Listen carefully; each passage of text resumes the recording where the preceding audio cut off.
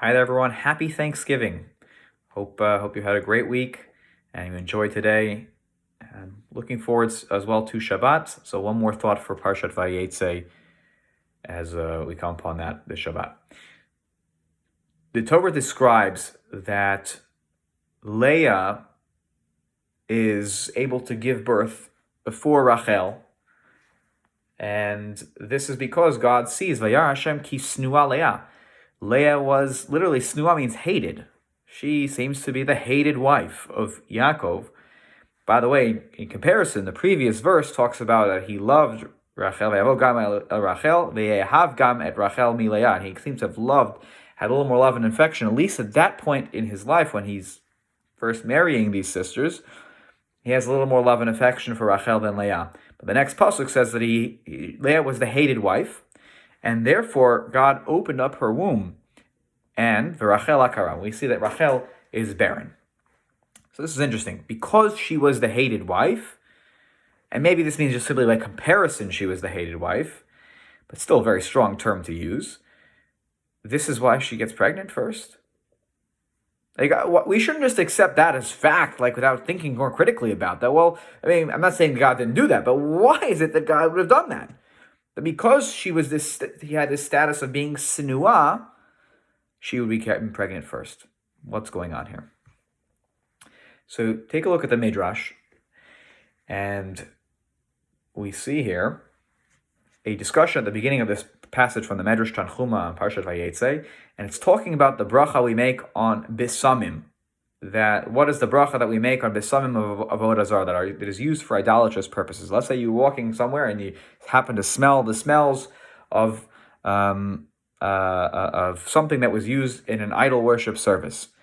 So Chazal teach us that no, there's no bracha you say for that, because the scent and the smells from avodah zarah could be from some sort of incense that they're using for their worship is prohibited, and it's prohibited to get benefit from that and to smell it.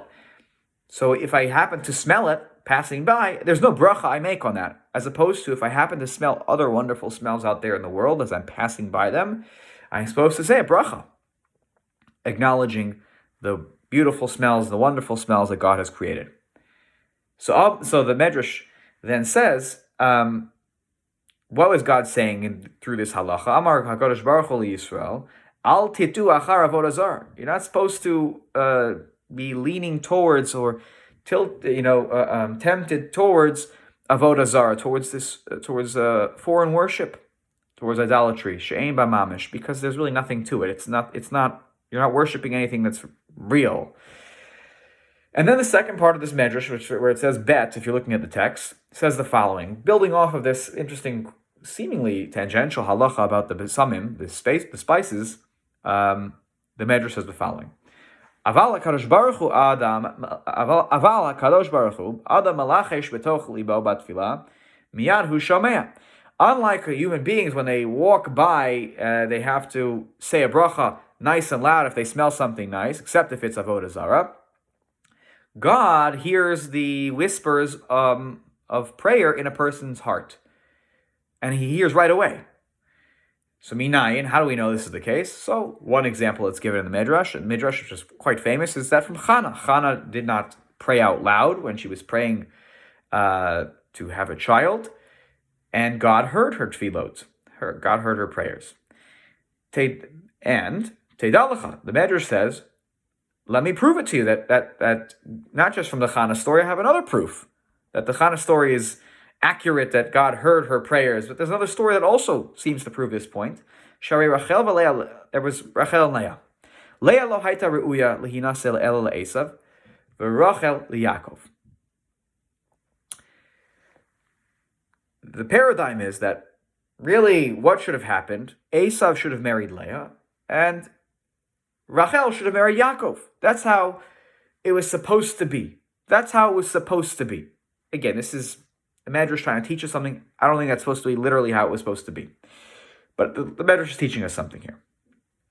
V'haita Leah yoshevet b'parshat Terachim, and Leah was sitting in kibitzing, talking to some people, sort of passers-by on the road, and And she's, oh, what can you tell me? Vishoelet al Esav, ma'asav. Tell me about this guy Esav. I hear that they want to set me up with this guy Esav. What's he like? Have you heard of this guy? Oh, vayu omrim laho. We've heard of this guy. Ish ra, he's a bad guy. Shofech dam, he's a murderer. Mikapeach ovrim vishavim. This guy is, he's messes with everybody who kind of walks by him. You start up with this guy and you get in trouble. Admoni kulo kaderet se'ar. His skin is like covered in red, and perhaps it's the imagery towards, bloodshed again. Bottom line, Russia. He's wicked. Kol to'avot Hashem oseh. All the abominable things that you could think about in God's eyes, he does all of them. Not exactly what you want to hear when you hear there's a potential shidduch with this guy. So keven shehaita shomat kach. Since she heard this, haita boche, she cried ve'omeret, ani v'Rachel achoti mi beten echad yatzanu. Me and my sister Rachel, we're sisters. We came from the same mother. Rachel tinasel Yaakov atzadik, and Rachel gets the tzaddik, she gets Yaakov. I get the wicked one, Esav. They're setting me up with Esav. V'haita bocha umit ana ad shenasu eineha rakot. And she cried and she was afflicting herself until her eyes were, just flooded with tears, and she became weak in sight. And this is what it means in the Torah when it says ve'einei Leah rakot. Why was she crying? So why did she have that look to her of weak eyes? Because you see that person after they've cried a lot, their eyes look a certain way. That's just how she looked. She was sad. And there was this possibility of her going two ways here. You could think about her situation and say, okay, it is what it is. I accept. This is who I'm supposed to be with. This is the life I'm supposed to live. And be upset about it. But look what the Midrash continues and says. Vayar Hashem ki snu'a Leah. God saw that she was snu'ah. Snu'in ma'aseh Esav befaneha. Doesn't mean that she was the hated wife. She was a person who hated the actions of Esav.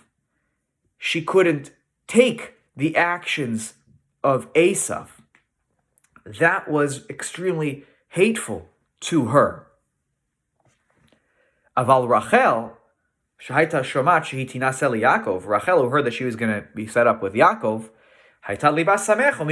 she was happy, joyous, and maybe even a little bit arrogant about the whole situation. Look, I got the tzaddik.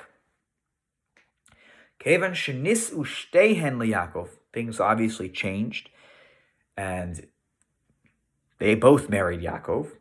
So Amar HaKadosh Baruch Hu, Ota shahaita bocha umitana v'san'a ma'aseh Esav umitpalel lefanai. She who was crying and afflicting herself and hates the ways of Esav, despises the ways of Esav, and prays before me.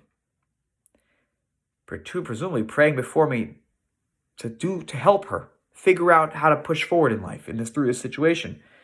Badin, God says, by law, by right, shelo titrachek min otot tzadik, you shall not be separated from the righteous one, from Yaakov. Hareini notein la banim tchila, I'm going to give you children first. And that's what the Midrash says. L'kach nemar, vayar Hashem ki snu'a Leah. Leah was not the hated wife. She was a person who had snu'ah, hatred for the ways of Esav. And because of that, she was rewarded. Now, I think this helps us understand the story in two ways. Number one, Yaakov didn't hate her. He may have had a preference for Leah. That's why he wanted to marry her in the first place. And then Lavan pulled the shtick. But he didn't hate Leah. Leah was rewarded for being a person who stood principled, who was not going to be okay with, many people would accept, okay, I'm supposed to be set up with Esav, especially in the ancient world. It wasn't, the father married you off to whoever he married you off. She wasn't okay with that. So, okay, I get some financial stability maybe, whatever, but no, I'm not going to compromise on my values. This is wrong. His ways are wrong. They're evil. I don't accept that. And she cried and cried and cried and afflicted herself. Perhaps maybe even saying, I'm rejecting that shidduch. I don't want that. I'd rather sit here and cry and cry and cry and daven to Hashem. As she apparently did in her heart. This is proof that praying in your heart works. Because she davened that she didn't, this is not the path I want to go down in life. And I think it teaches us as well a really important message of not just allowing ourselves to be thrown in whatever direction it seems life is sending us. There is no predetermined or predestined outcome. It is in our hands, the direction of our life. And we can look at situations and say, this is an outcome I don't love as much, or this is an outcome that looks a lot harder to get to, but would be happier, or would be, more fulfilling. There's no reason that we have to accept the easiest path in life or the one that we feel like is inevitable. We can always daven, and we can always work towards a better solution and a better path. And for that attitude, Leah was rewarded with children first, because she overcame a very difficult situation and stood up for what she believed in and for her values and for her principles. And she wasn't the one who, when she was passing through the shuk and was smelling the smells of avodah zarah, she didn't say, okay, it smells nice, it's not wonderful, let me say a bracha on it. No, I'm not going to make a bracha on the besamim of avodah zarah, even though it smells nice and maybe it provides stability in my life to engage with this Esav avodah zarah, this idolater avodah zarah, Esav. I'm not going to make a bracha on that. I'm not going to go down that path. I'm not going to say that that's okay. And we also should not just accept things in life that seem inevitable but are not good. We should try to aim high, to try to make our lives and the lives of our loved ones and friends and community and our world better, and not just accept that, okay, this is all right, it's not great, but it'll do. We can strive for more, we can strive for better. Shabbat Shalom. See you next week.